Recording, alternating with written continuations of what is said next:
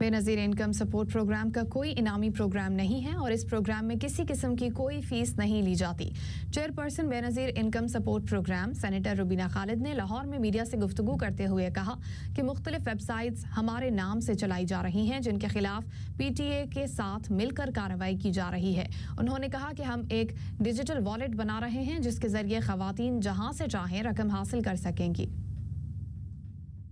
Benazir income support programme किसी भी programme के तहत किसी किस्म की कोई फीस नहीं लेता। किसी के धोखे में ना आए, किसी के कहने पे आप उसको कुछ भी ना दें और ना ही बेनज़ीर इनकम सपोर्ट प्रोग्राम का कोई इनामी प्रोग्राम निकलते हैं। पूरा लाइफ साइकिल कवर करता है बेनज़ीर इनकम सपोर्ट प्रोग्राम। इसके बारे में बहुत सारी मिसकंसेप्शंस हैं। हम डिजिटल वॉलेट्स खोलने जा रहे हैं जो कि सिम्स के थ्रू होगा, ताकि ये पैसे जब अब डायरेक्ट उन बीबी के अकाउंट में जाएंगे।